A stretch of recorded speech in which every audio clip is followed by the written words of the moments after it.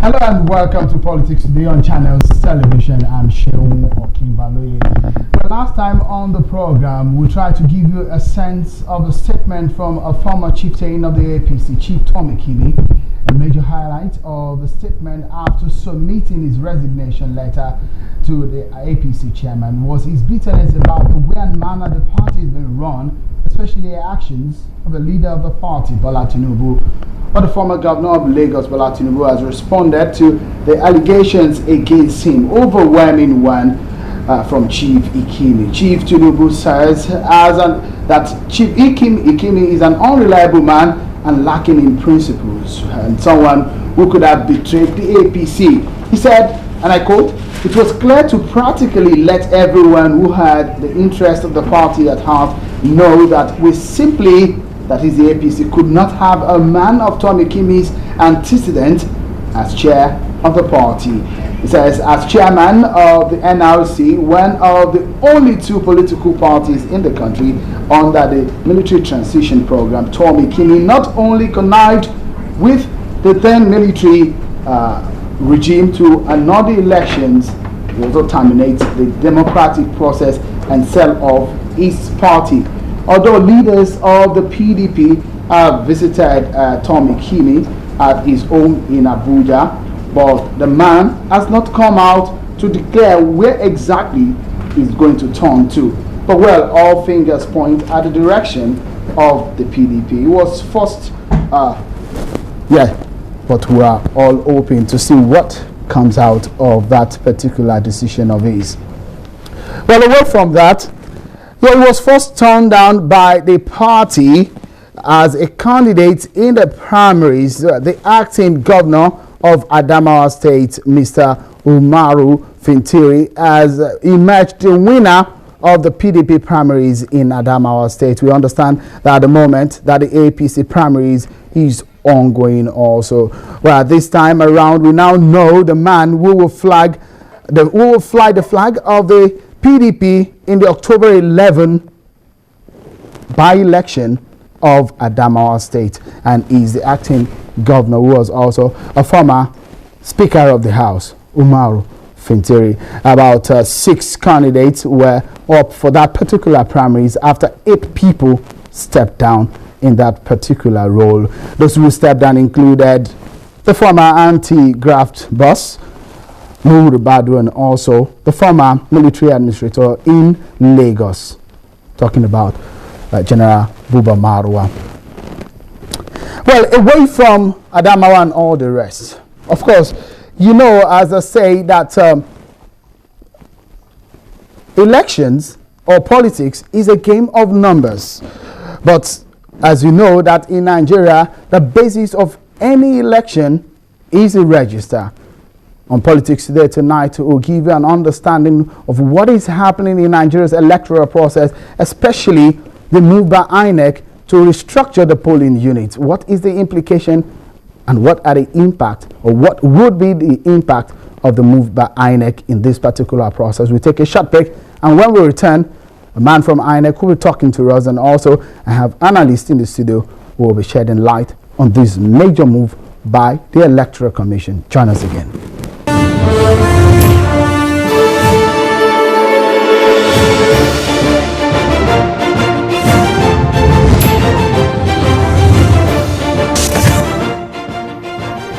Thank you for staying with us on Politics Today on Channels Television. As they say, politics is a game of numbers. And of course, we all know that the very foundation of any election is a voter's register. In Nigeria, however, some will argue that much of the evil of our electoral process is found in the nature of our voters' register. I know you're familiar with the popular term ghost voters. Well, true. Those voters whose identity you may try to find, and for eternity you will discover you are on a wide goods chase. Invariably, research has shown that politicians have latched on a weak and defective voters register to rig, stop ballots, and manipulate votes and election results. Well, but it appears that narrative is changing gradually. Before and after the 2011 election, INEC has been thinking and working on how to clean up the register, and it commenced a move against fraud in elections, and the commission resulted to the Advanced Automatic Finger Identification System, popularly called the AFIS exercise. Just imagine a voter going from one place to the other, registering in as many places as he or she can. And at the end of the day, such numerous cards get into the hands of fraudulent politicians. What you have is fraudulent results from multiple voting. But then the AFIS created by INEC is somewhat a gruesome but rather effective process. It will feed information including fingerprint, data, and general information of a voter into the computer, and it sorts it automatically, the register, in some of the most careful scientific ways. Take, for example, in Anambra State, over 96,000 cases of multiple registration was detected by INEC in this what we call AFIS. In fact, INEC has gone further by doing some more rigorous scientific sorting called the post-business rule, which is which further detects more faults and further cuts the voting population that we already had. The post-business rule is said to be a cleaner process and gives a saner register. Recently, INEC has announced a reallocation of polling units, adding 30,000 more, bringing us to a total of 150,000 polling units nationwide. Massive. Well, this is a breakdown of the top 5 states based on what INEC is giving us. Well, let me show you. Lagos is in the lead as the highest allocation, followed by Kano, Kaduna, Katsina, and Oyo states. But a lot of things have changed in the past few years, from 2011 up to this time. But tonight on the program, we give you an understanding of what the reallocation that INEC is proposing is all about. What impact will it have on the electoral process, especially the 2015 election? What should INEC be doing? Is that a right step to take? I have 2 analysts that will be joining me on the program, and I also have a mouthpiece of the commission who is joining us now via Skype, the Chief Press Secretary to the INEC Chairman, Mr. Kayode Idowu. Thank you for joining us on the program. If you'd like to shed more light on what INEC has done in that process, given what we have given as a background on what you have gone through so far, tell us what informed that particular decision. Is it according to the Nigerian law, and why did you do it at this time? Thank you, Sean, for having me tonight. The exercise that INEC is going about with the polling unit is informed by 2 critical factors. The first one is that since 1996, when the present structure of the polling unit that we are using was created, there have been exponential growth in the population of the country. Now, like I said, these polling units were created in 1996, when way back then, the estimated population of Nigeria was about 110 million. Then there is the issue of the demographic shift. There are areas in urban cities today, like Abuja, like Lagos, where in 1996, they were nowhere close to the city.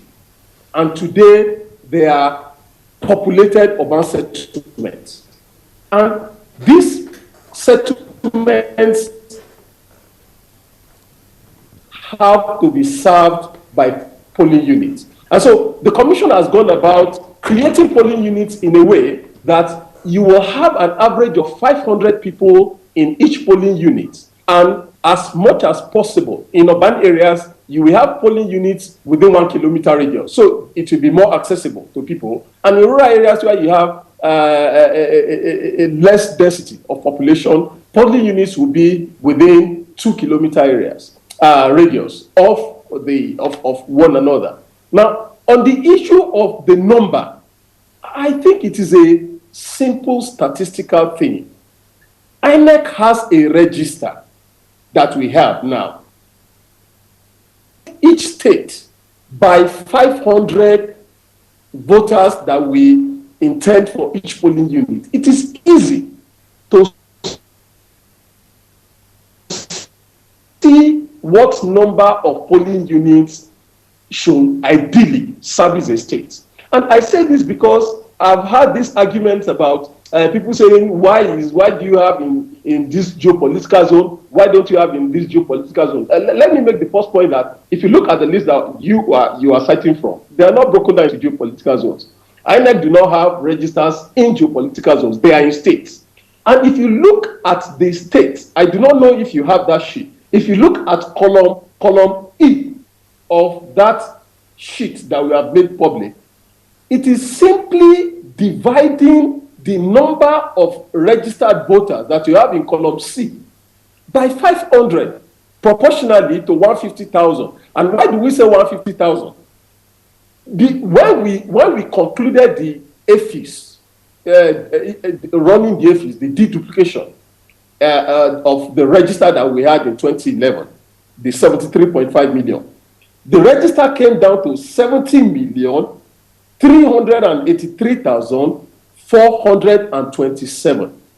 Now, just divide 70 million by 500. That gives you 140,000. Then, we have since 2011 been doing continuous voter registration. We've done in 24 states now. These new registrants will be added to 70.3 million that we said came out of the deduplication that we had in 2011. And this gives the idea of how the commission came to the figure of 150,000.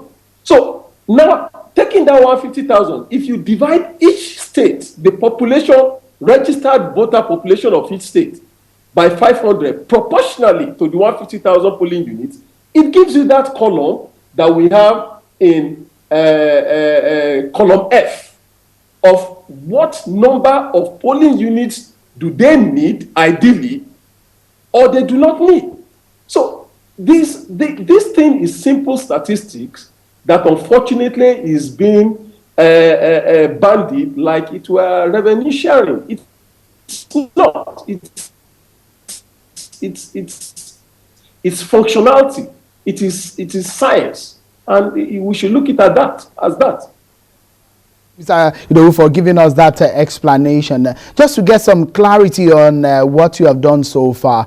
Of course, I mean, like we explained earlier, that you've done the AFIS and you've done what we call the post-business rule, which is a cleaner process. Tell us if INEC has been able to capture some of these in your CVR. Have you been able to clean up eventually in some of these areas? You've done somewhat a finer checks and some of the finer balancing of the voter register, isn't it? No, you see, the way it works is this. When we gather the data, we consolidate that data first on the basis of the state. That is, you gather all the data from the polling units, you consolidate it by the wards, you consolidate it by the local government, then you consolidate it at the state level. Then, at the end of the exercise, you consolidate the data from all the states. That's how we get the national register.